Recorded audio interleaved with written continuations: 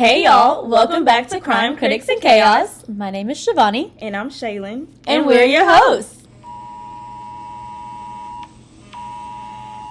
Oh God. Girl, what is that? Is that a tornado warning? No, that was an Amber Alert, girl.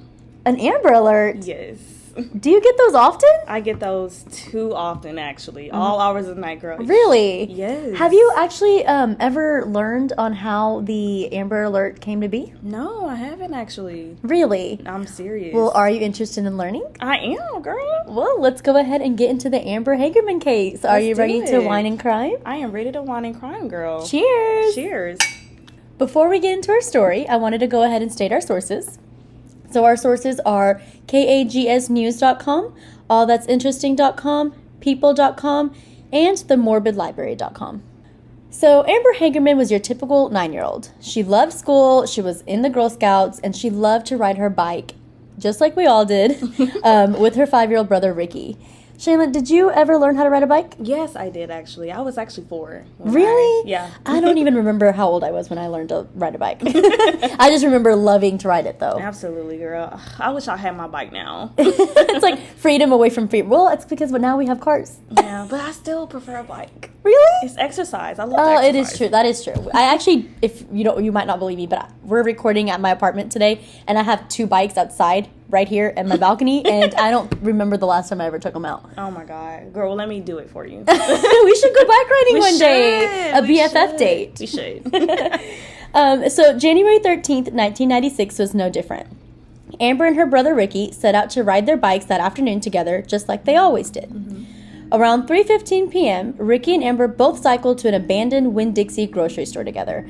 Now, I don't know about you, but I've never heard of the Winn-Dixie store. Have you? I actually have a Disney movie that I love. It's called Because of Winn-Dixie. I read that book when I was little. I love that movie. Really? Yes, but I've never actually been to a Winn-Dixie. Yeah, me neither. Never seen one. Me neither.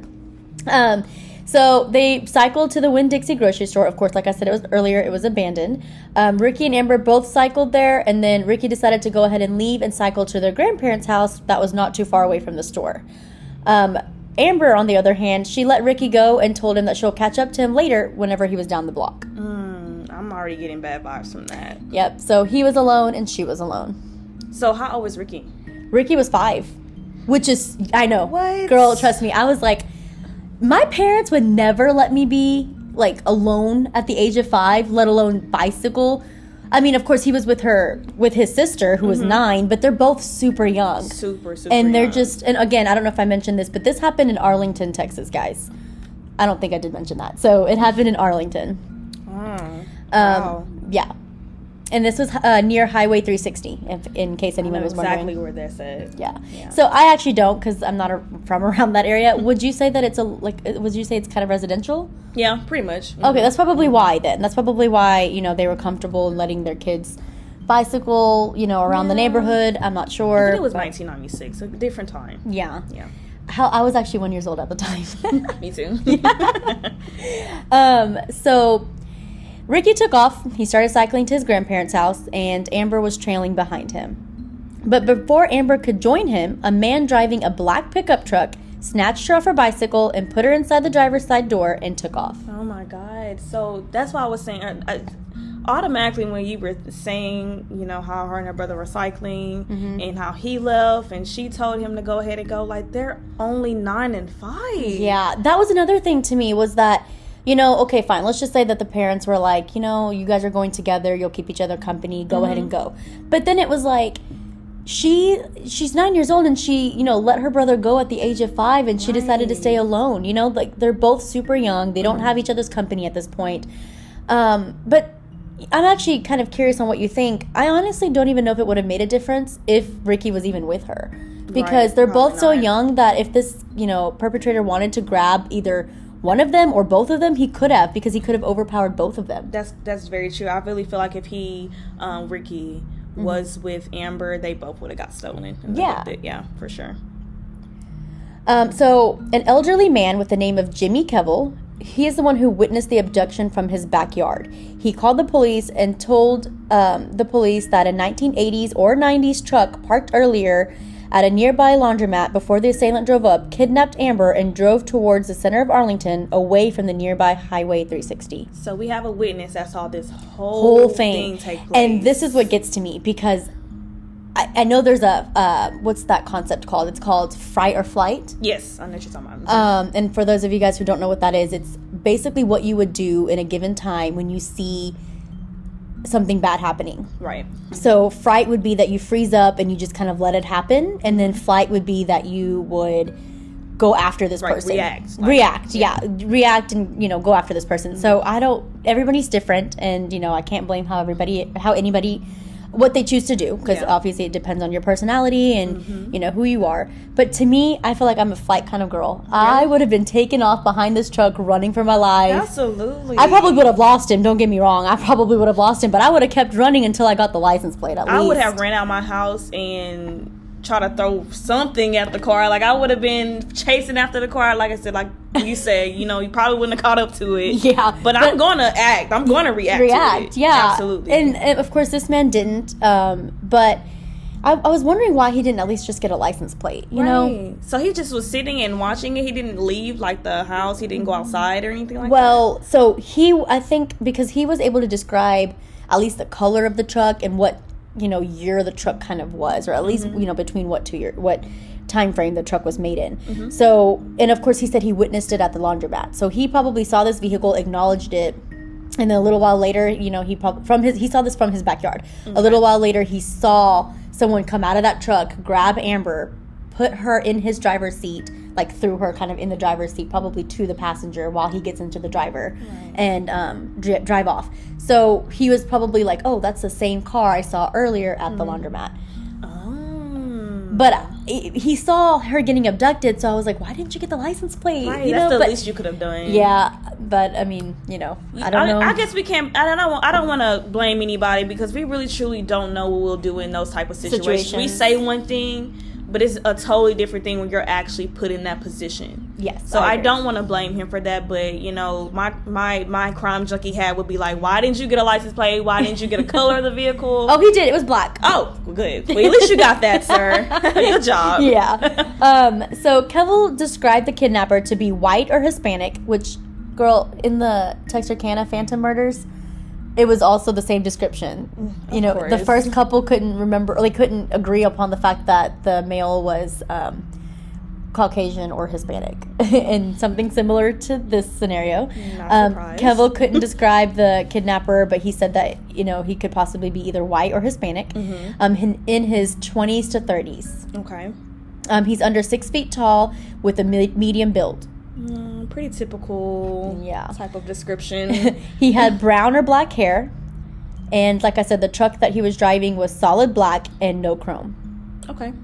So we do got a description there. Yes. He did say that it was a full-size fleet side pickup with a single cab, a short wheelbase, and in good condition. Okay. So the truck also did not have a sliding window, and the rear window was clear. So he has all of this information, like as far as description for the truck, but really didn't get the license plate. You really was thinking exactly what I was trying to say. So, I'm still flabbergasted about that. Like you said, you just got the whole description of the car. You probably got the VIN number for all we know, but you didn't get the license plate. Like I said, I don't want to blame him. Like I said, we really truly don't know what we'll do in that position. But honestly, you got everything else, not the license plate number. According to Kevel, Hagerman screamed and kicked, trying to get away from the man, but couldn't get free. Police later collected Hagerman's bike from the parking lot. So he took her, did not take the bike. He only took her. And the bike, I saw a picture of it. It's actually super cute. It's pink, which we both love pink, guys. Yeah, it's my favorite color. It was such a cute bike. But yeah, he left the bike there, and he just abducted Amber only. That's typical. They won't take the bikes. Yeah, I've seen it in many cases like this. They won't never take anything else. Of course, they don't have time. They probably don't have time. Yeah, they don't have time for that. They're risking getting caught by trying to get all that in the truck. That's true. Yeah. So Sgt Ben Lopez, he was a rookie patrol officer on that day in 1996 when he responded to the call for help when Amber was being taken. He said even after 25 years, the case is still with him. This case is so personal to me because I've been involved in some aspect since the day Amber was abducted, he said. Wow. So a man walking his dog a couple days later, he was kind of walking around this apartment complex. The sources don't really tell us which apartment complex exactly, but it's just a couple of miles away from where Amber was abducted. So a man was walking his dog, and he found Amber's body in a culvert 4 days behind an apartment complex. So 4 days later, behind an apartment complex. Wow. And to be exact, it was 4 miles away from... Sorry, it was 4 miles away from the abandoned grocery store. Not exactly where she was abducted, but 4 miles away from that grocery store. On that Winn-Dixie. This was 4 days later. 4 days later. And something that Shaylin and I have talked about in our previous episodes is that we don't think that the perpetrator goes far. No. We really don't. Depending, of course, on the circumstances whatever the case is. But in this case, he didn't, obviously. Yeah. He stayed in the area, and, he disposed of the body only 4 miles away in a culvert behind an apartment complex, just 4 miles away from the abandoned grocery store. I have no words for that. I don't even know what to say. Now, if he was able to do that, he was able to get rid of her body within 4 days, what were people doing in that area? Like, he was in that area. He disposed of her body in that area, and people didn't see a single thing. There were no witnesses. He had to have been driving all in that vicinity, and nobody reported seeing his car. No, but that's the thing, Shaylin, is that there wasn't an Amber Alert back then for anyone to notify that the vehicle was this type of vehicle. Please be on the lookout, because this is who we're looking for. Now, if there was an Amber Alert, then people would have been purposely looking for that truck in the area. But because there wasn't, no one was looking for that. They didn't know what they were looking for. You know, but you had that witness though who saw. But they couldn't get that information out in time. They got that information. The police officers got that information, but they couldn't get that out in time in order for anyone to notice anything out of the ordinary. But what do you mean in time? It was 4 days later. Well, that doesn't mean that he jumped the body that time, though. It just means that she was found 4 days later. But I know, what I'm saying is they should have acted much faster than what they did. Agreed. That's what I'm saying. Definitely. I mean, and I'm sure they may have put this on TV, like on the news. But of course, newscasts only run specific times of the day. True. So, if it was past 5, if this happened at 3. So... And, I mean, I don't know, like, by the time the police get there, they figure out what's going on, they, do a missing persons report. By the time all of that happens, 5 o'clock news is probably over. Yeah, so then they're probably not going to, cast this until the next morning. That's very true. So he had this entire time frame to get rid of her, whatever he needed to do with her, get rid of her, and no one knew anything because they didn't really know what they were looking for. They probably didn't even know that this abduction happened because it wasn't broadcasted. So they needed something to be put in place to broadcast that she was missing and what we were looking for in order for people to see or know what they're looking for, you know, rather than just kind of being out there and not realizing what they're looking at. Yeah. I guess my question was really aimed more towards the police officers, not the community. Got it. Because if you have that witness that if he did give that particular information out that day, you should have had officers patrolling that area. Oh, you're right. You're 100% right. Yeah, that's what I was saying. Yeah, you're right. And again, I don't even know when this witness came forward. That's true. That's another thing. Yeah. Sources didn't tell me if he came forward immediately or if he, Of course. And I mean, I wouldn't see why he wouldn't come immediately because he witnessed the actual abduction. Now, if he would have just seen this truck and figured it was kind of normal by the laundromat and then reported it days later because he thought it might have had something to do with the case, that's different. But he said he legit witnessed her getting kidnapped. And that's my thing. Like, that information should have been passed to the officers as soon as he saw that. Agreed. As soon as he saw it. You just witnessed a child get abducted. Yeah. It's definitely not normal, and you know that he's not. It's not like he grabbed her. Like, it's not like it was her dad. Like, what are you doing out in the middle of the streets? Let's go home and just grab her and leave the bike there. Like, you couldn't possibly have assumed that it was her father or her uncle or her grandpa or whatever. Because you will see some type of interaction. They're not going to just throw you in the car. They're going to stop, like, hey, they kind of chit-chat with you. You will see some interaction to be like, okay, she knows this person. Right. She may know this person, but he just grabbed her and threw her in the truck. And he might have even thought, I mean, again, I don't know if he reported this immediately or not, and if he did report it immediately, that's great. I'm glad that he was able to do that. But if not, he could have probably just been thinking, well, it's none of my business. You know, like, this doesn't have anything to do with me. FYI, y'all, it's your business. Please do not think that if you witness anything, it doesn't even have to be just a kidnapping. If you witness anything crime related, it's definitely your business because you witnessed it. So report it. You never know what the outcome is of that particular situation. You always want to report it because it could be your family member, it could be your friend, and how would you like it if someone that saw that particular thing, you know, or a situation happened to somebody that you care about, and that information was not passed to the police? You will be mad. Right. You will be upset. You will be highly distraught. Do not be a bystander, guys. No, don't do it. So according to the National Center for Missing and Exploited Children, investigators believed that Amber was kept alive for at least 2 days, so people may have seen something but not realize what they were seeing. Okay, so how did they come to that realization or that prediction? Because they had her body, and then they did an autopsy, and the autopsy showed that, you know how the autopsy kind of tells you a time frame of when they were murdered, or when they were deceased, rather. Right. So the autopsy stated that she was only killed 2 days or so prior to her being found. So if she was missing for 4 days, and she was found 4 days later, and her autopsy stated that she was alive, or she had been deceased for 2 days now, that means that the killer had her alive for 2 days. Right. Jesus. So kind of like what you were saying earlier, somebody could have seen something. I mean, that was enough time to kind of give that information to the public. You know, I know that not everybody watches the news. I mean, of course, this was 1996, so it is kind of hard to kind of get an audience growing into something that, you know, you need them to know. Yeah.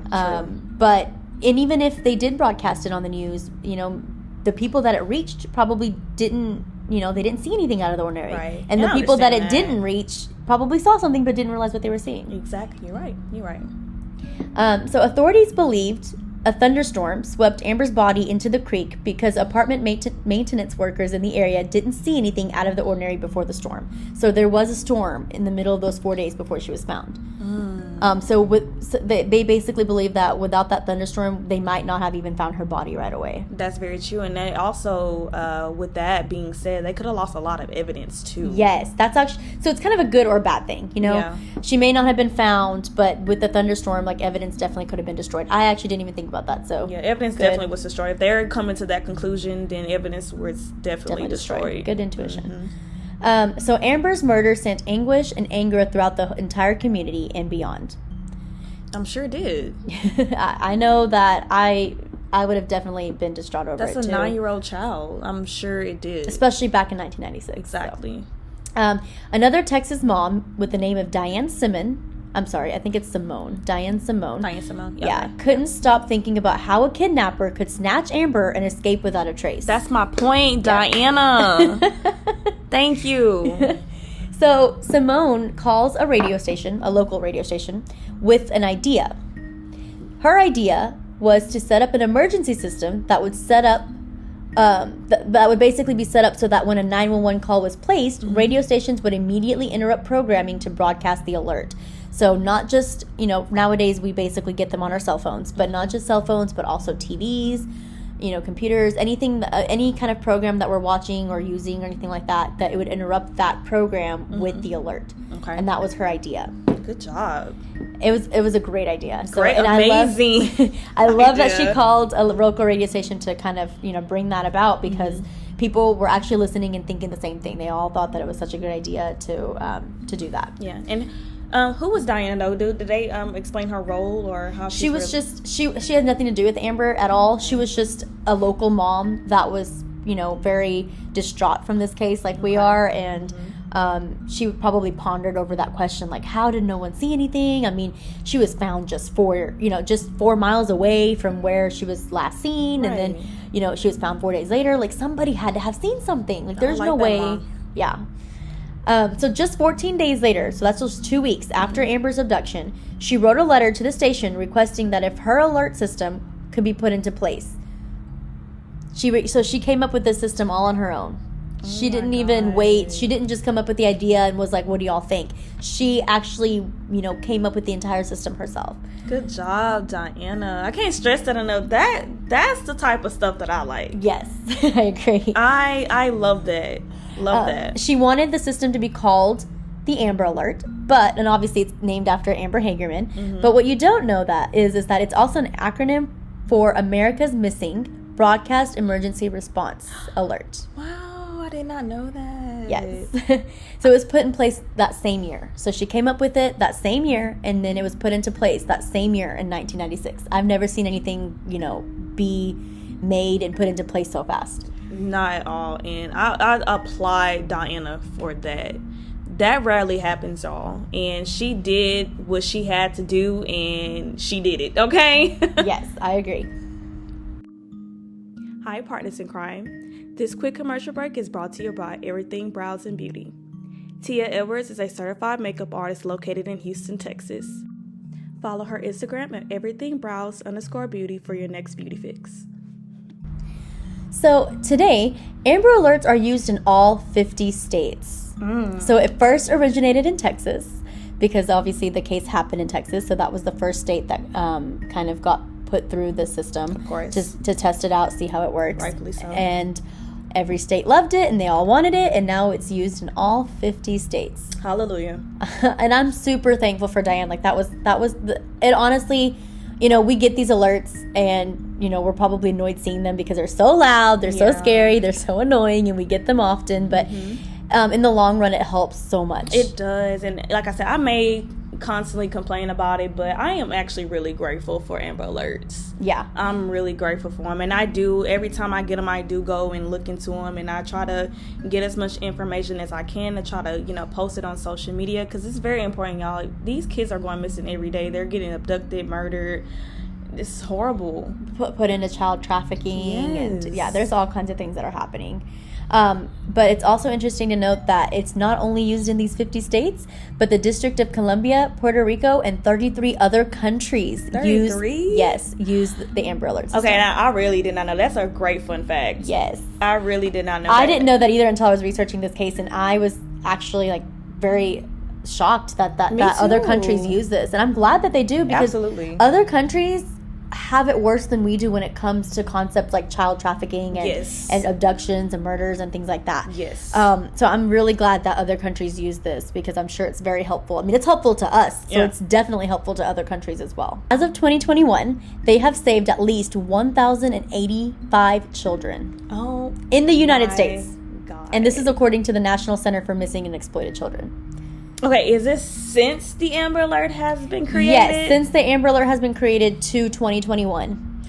So from 1996 to 2021. Now, again, let me I know the number seems kind of low. Yeah, I was thinking that. What I'm thinking of is that, and I don't know how, every single time we get an Amber Alert, we get a lot of those. So you wouldn't be thinking that 1,085 is, a very high number. You would think that it's actually really low, which I agree with you. Mm-hmm. But I do think that a lot of the times these Amber Alerts that we're getting, it's a misunderstanding. Right. And I don't think that they count those in those numbers. Yeah. I think that 1,085 is legit actual kidnappings that have been solved or found or successful with the Amber Alert system. I get what you're saying, and we do see them. It's family disputes. Family disputes, yeah.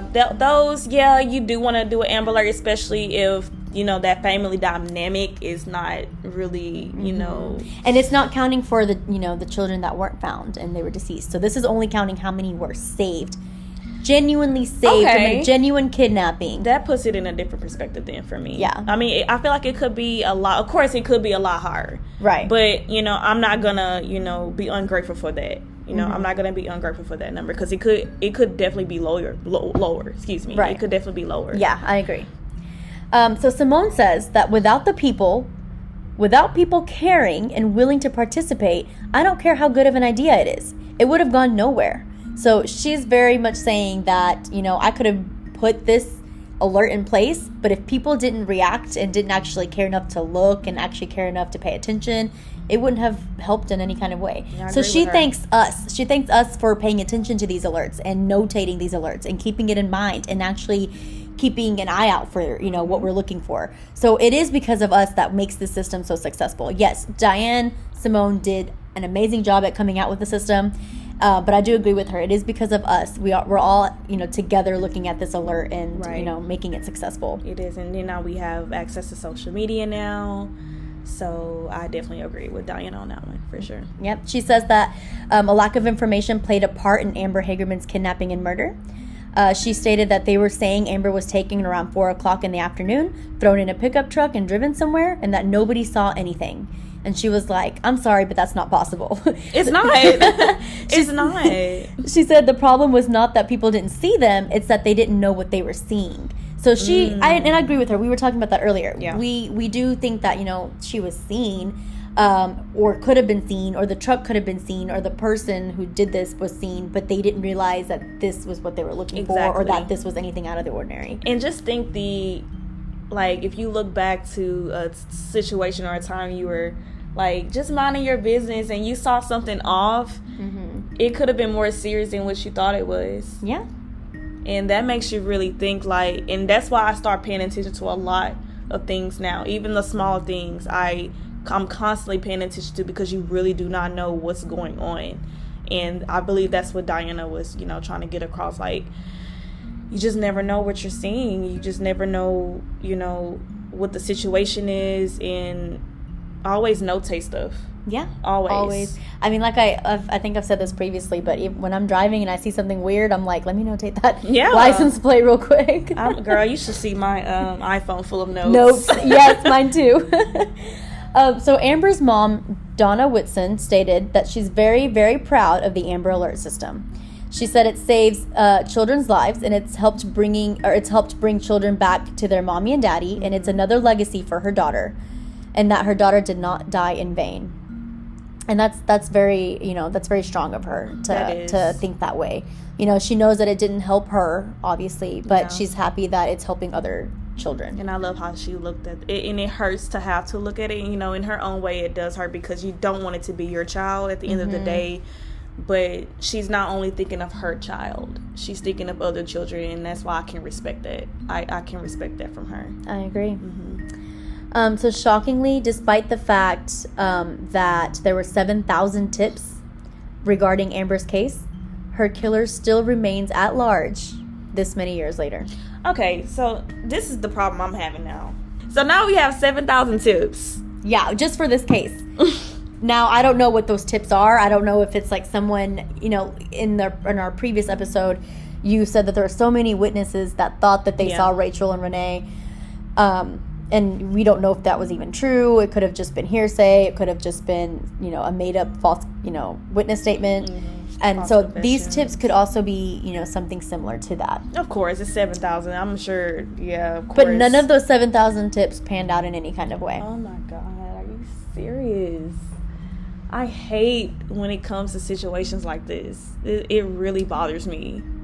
7,000 tips, and not one of those tips panned out led to anything. Nope, not at all.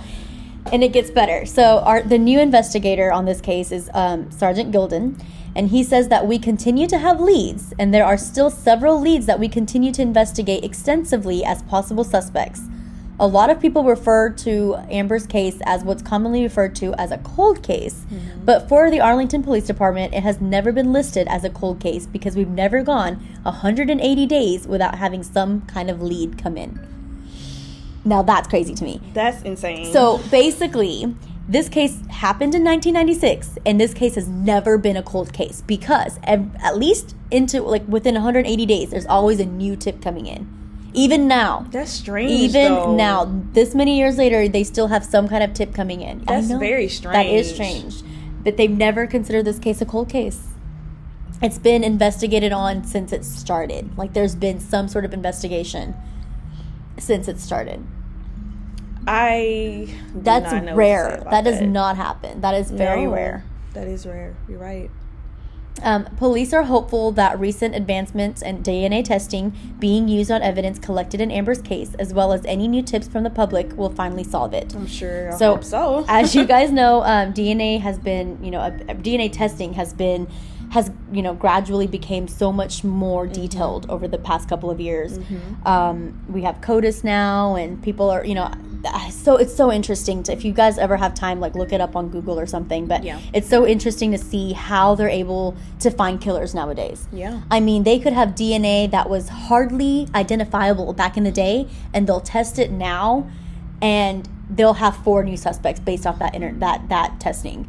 And it's so cool because I can't really remember exactly what case this was, but there was a case that I was listening to about not too long ago, and they didn't have any evidence, no witnesses, nothing. All they had was a little bit of DNA that they weren't able to test because this was a cold case back then. And years later, they tested it, and it was based with that DNA strand that they had.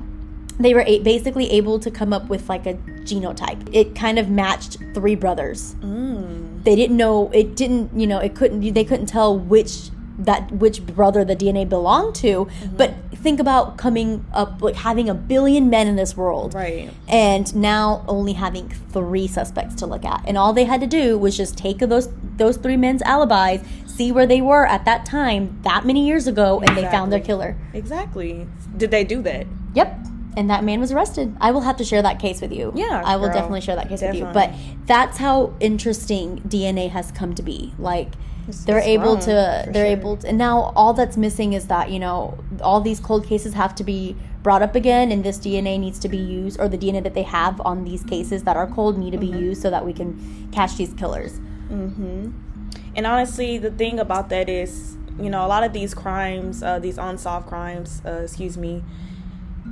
DNA, it can't be reused. That's true. You can't use it anymore because it's so old.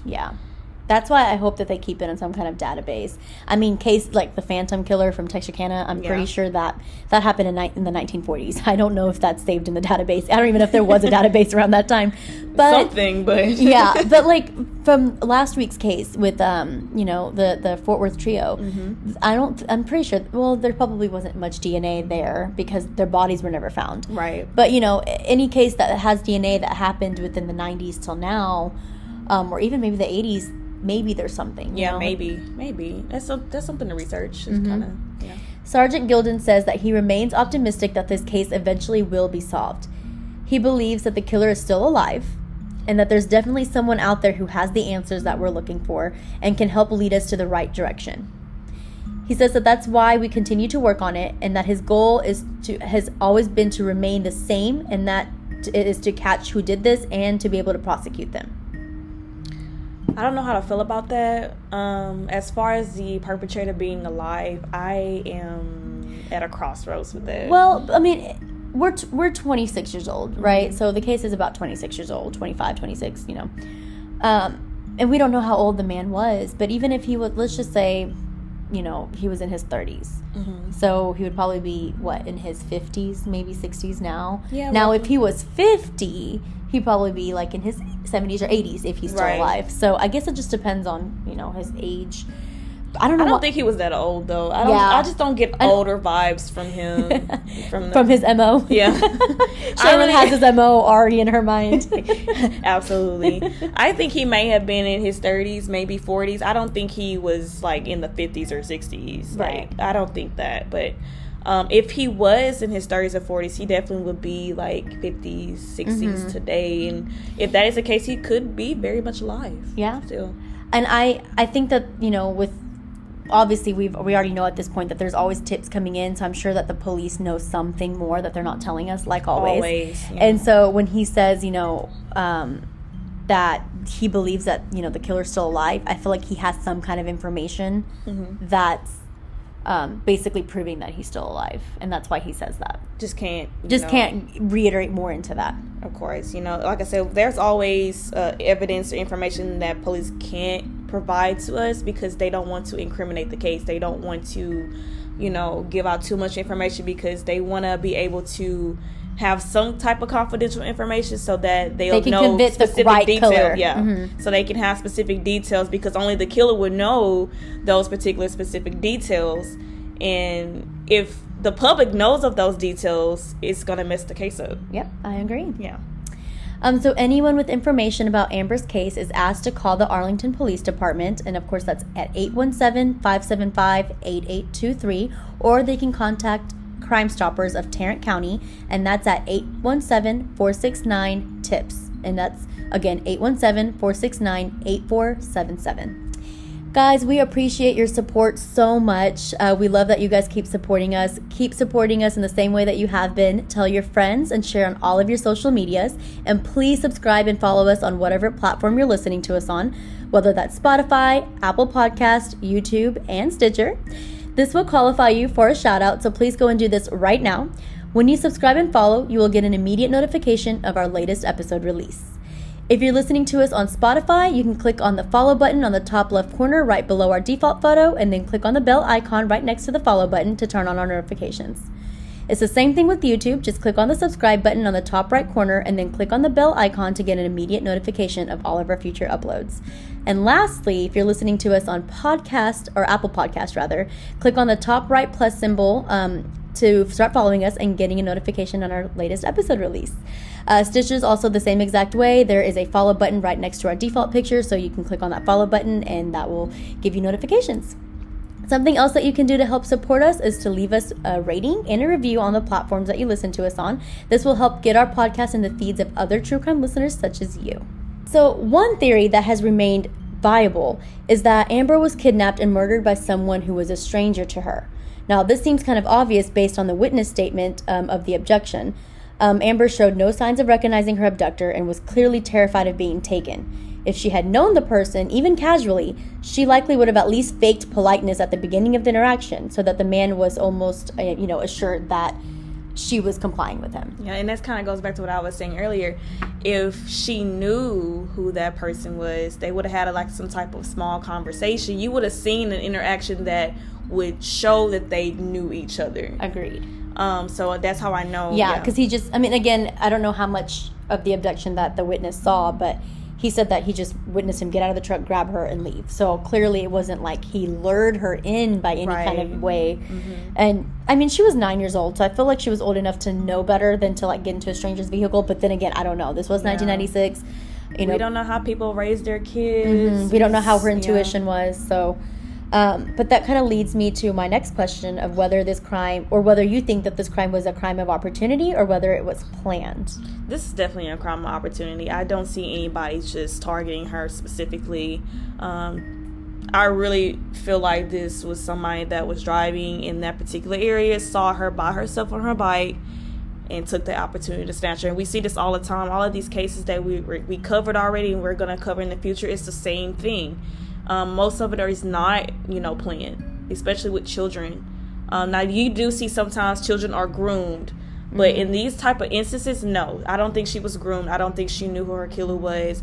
I really think that he was just at that, area at that time she was in, and he decided to take her. Yeah, I agree. And I actually think the same way. I do think that this was a crime of opportunity. I think he was just driving around and noticed a little girl on her bicycle and was like it was an impulsive decision.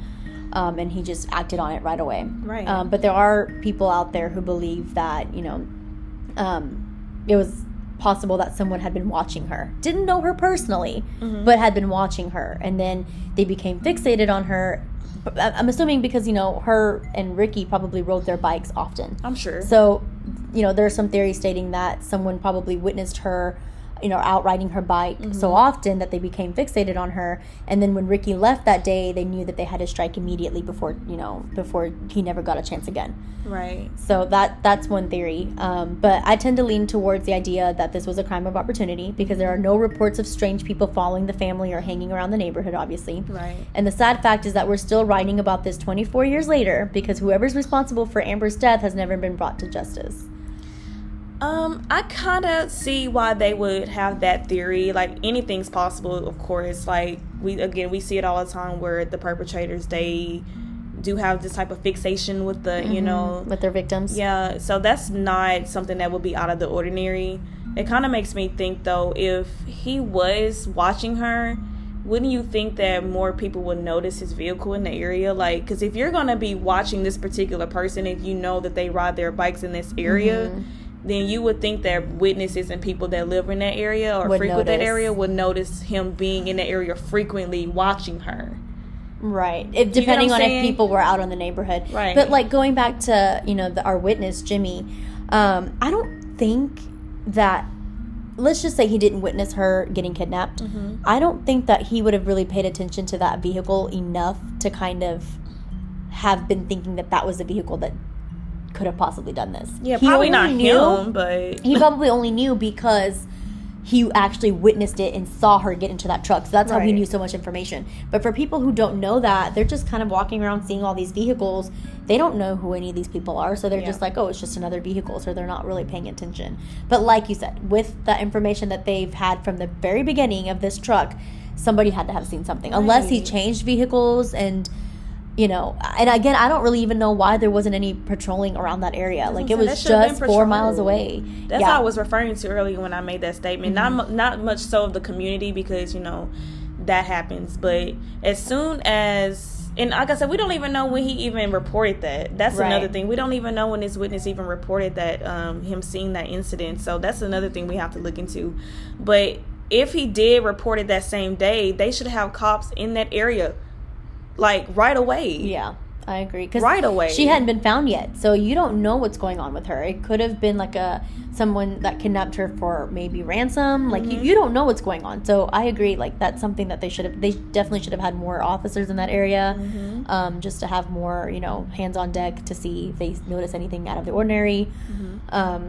Especially with her body being found so close. I'm sure it's, like, it's a really horrible feeling knowing that you could have done something to have, even if she was already, you know, deceased and he was just dumping her body, even just being on the lookout could have helped us find the killer, who is still at large. I mean, we don't know if he struck again, you know, we don't know if he moved and struck somewhere else, we don't know. But, you know, something else we've talked about in previous cases is that people like that, let's just say this was a crime of opportunity, and even if it wasn't, people like that don't just commit a crime. Typically, don't, you know, they don't just commit a crime like this once and never do it again.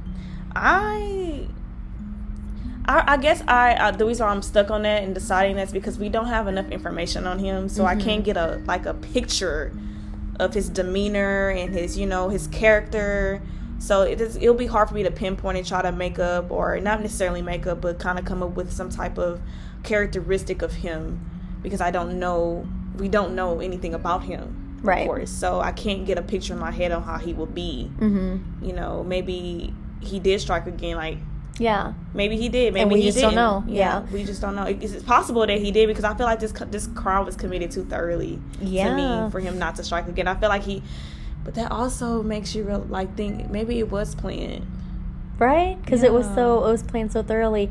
Or, you know what? We don't even have, again, I don't know what the police have, right? They have 7,000 tips, and they've had plenty more since then. So they probably have tons of tips, and we don't know what those tips are, but I'm thinking, like, what if he was arrested already? Right. And he's in jail for another crime, but we just don't know that, you know, that person is the person who did this crime. That happens a lot. It's not linked. So, sometimes we find killers that are already in jail for another crime, but we never knew that they committed this crime or that particular crime. And you'll never probably know. You'll never know. Nope. Unless there's, like, some kind of DNA testing and you test, but that's the only way, because you're not going to get a confession out of them. They're in jail for something completely different, but their egos are not going to let themselves speak about something else that they could have done. They don't have nothing to lose at that point, so they're definitely not going to give out that type of information. Yeah, so I agree. Definitely not. But do you think, and I'm sorry this is explicit, but we have to ask these questions because I didn't hear you say anything about it.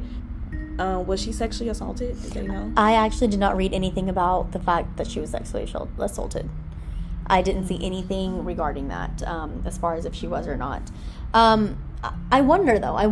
You know, if she wasn't sexually assaulted. I mean, they didn't mention anything of it, so I'm assuming she wasn't. But why? Right, if that's not what you were looking for, then why?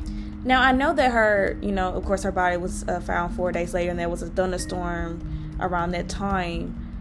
But did they get any type of evidence, like, whatsoever? Like, did they get the cause of death? Because I didn't hear anything about that either.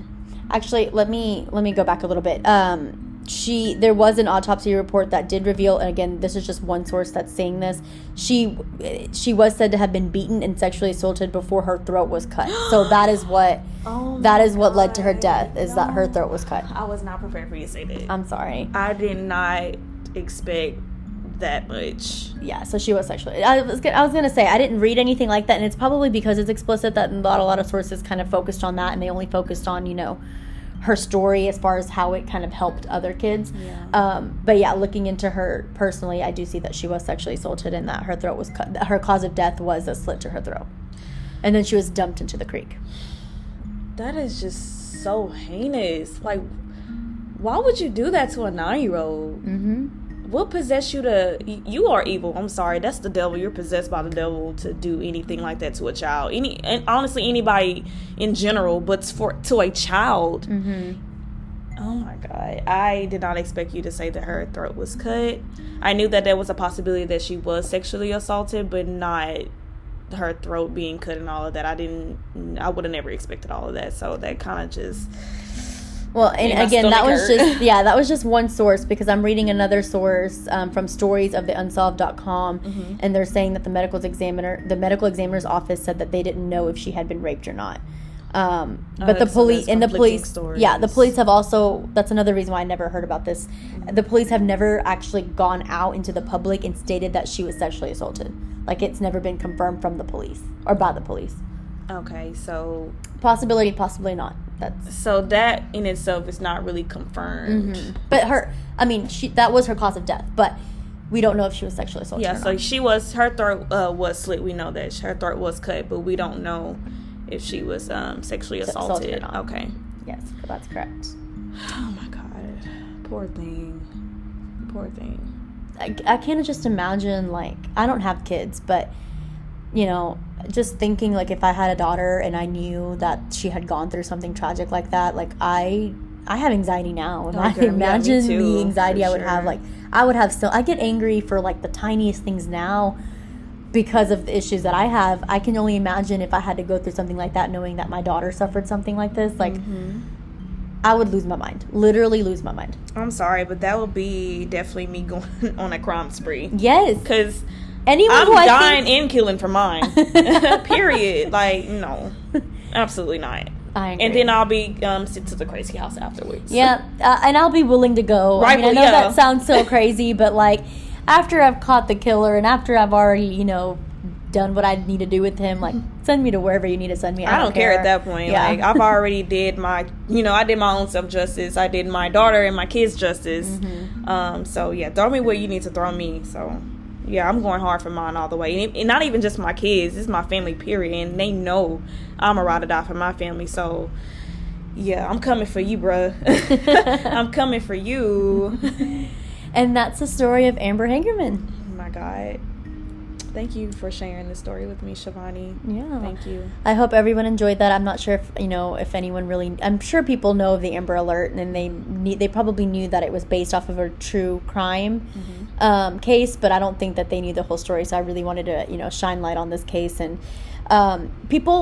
this case is famous, obviously, because of the Amber Alert system, but I don't think that it's famous enough of her case, like what actually happened to Amber. Yeah. And so I wanted to get her story out, as well as kind of explain a little bit on the Amber Alert and why it's so important. So.